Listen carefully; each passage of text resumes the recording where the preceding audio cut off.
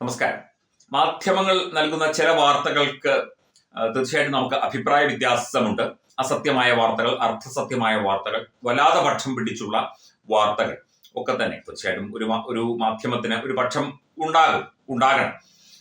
അപ്പൊ അത്തരത്തിലുള്ള വാർത്തകളെ നമ്മൾ തീർച്ചയായിട്ടും വിമർശിച്ചിട്ടുണ്ട്. പക്ഷെ നമ്മൾ ആരും പത്രങ്ങൾക്കോ മാധ്യമങ്ങൾക്കോ ദൃശ്യമാധ്യമങ്ങൾക്കോ ഓൺലൈൻ മാധ്യമങ്ങൾക്കോ ഒന്നും എതിരല്ല. ഞങ്ങളെ പോലുള്ള സാധാരണക്കാരായ മാധ്യമ പ്രവർത്തകർ, ആയിരക്കണക്കിന് മാധ്യമ പ്രവർത്തകർ ഈ മാധ്യമങ്ങളിലൊക്കെ തന്നെ ജോലി ചെയ്യുന്നുണ്ട്.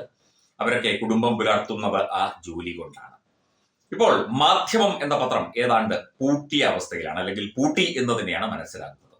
അവരുടെ ഒരു പരസ്യം കണ്ടു. അവർ ഇനി മുതൽ ഓൺലൈനായിട്ട് ഇങ്ങനെ അവരുടെ ഒരു ആപ്ലിക്കേഷൻ ഡൗൺലോഡ് ചെയ്ത് മാധ്യമ പത്രം നിങ്ങൾക്ക് വായിക്കാം എന്ന് പറഞ്ഞ് ഇന്ന് രാവിലെ ഞാൻ മൊബൈൽ തുറന്നപ്പോൾ കണ്ടു. അതിന് ധാരാളം കമന്റുകൾ വരുന്നുണ്ട്. അതായത് ജീവനക്കാർക്ക് ശമ്പളം കൊടുക്കടാ എന്ന് പറഞ്ഞുകൊണ്ടുള്ള കമന്റുകളാണ് കൂടുതൽ.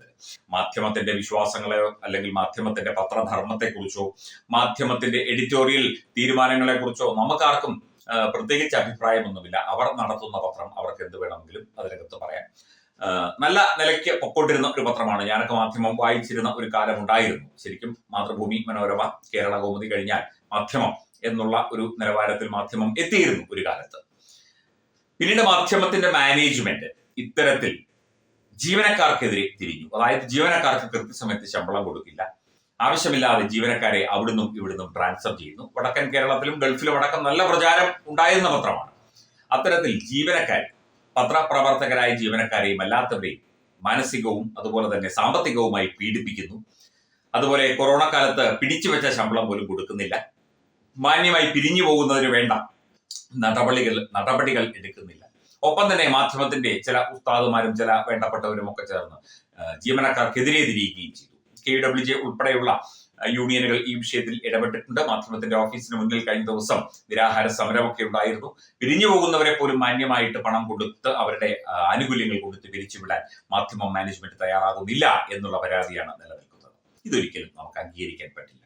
ഏത് മാധ്യമമായാലും, ഇനിയിപ്പോ ഞങ്ങളുടെ DNA ന്യൂസ് ആണെങ്കിൽ പോലും ഇത്തരത്തിൽ ചെയ്തു കഴിഞ്ഞാൽ നമുക്ക് അംഗീകരിക്കില്ല.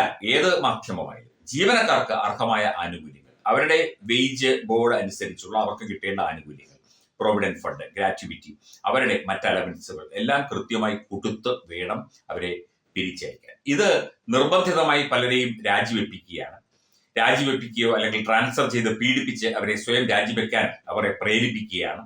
ഇത്തരത്തിൽ പല കളികളാണ് മാധ്യമ മാനേജ്മെന്റ് നടത്തിക്കൊണ്ടിരിക്കുന്നത് എന്നാണ് പറയപ്പെടുന്നത്.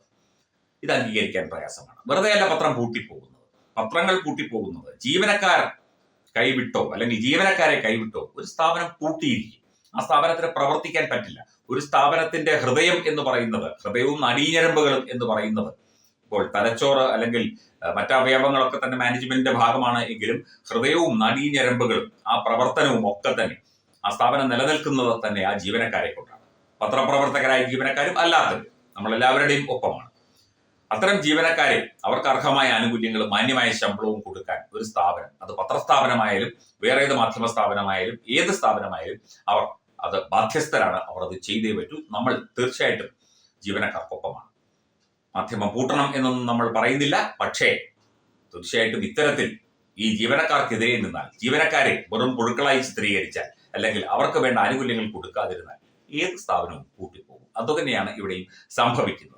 ഇത്തരം പ്രശ്നങ്ങളിൽ നിന്ന്, പ്രതിസന്ധികളിൽ നിന്ന് ഉയർത്തെഴുന്നേൽക്കണമെങ്കിൽ ജീവനക്കാർക്ക് അർഹമായ ആനുകൂല്യങ്ങളും ശമ്പളവും മറ്റ് അലവൻസുകളും കാര്യങ്ങളും ഒക്കെ കൊടുത്ത് അവരെ സംരക്ഷിച്ച് അവർക്ക് വേണ്ട സഹായങ്ങളും പിന്തുണയും കൊടുക്കുകയാണ് മാനേജ്മെന്റ് ചെയ്യേണ്ടത് എന്ന ഉറച്ച അഭിപ്രായത്തിൽ ഞങ്ങൾ ഉറച്ച് നിൽക്കുന്നു. എന്ത് സംഭവിക്കും നാളെ എന്നറിയില്ല. എന്തായാലും മാധ്യമം പൂട്ടി, അല്ലെങ്കിൽ അതിന്റെ പ്രിന്റിങ്ങും മറ്റു കാര്യങ്ങളും ഒക്കെ തന്നെ പൂട്ടി എന്നുള്ളതാണ് മനസ്സിലാകുന്നത്.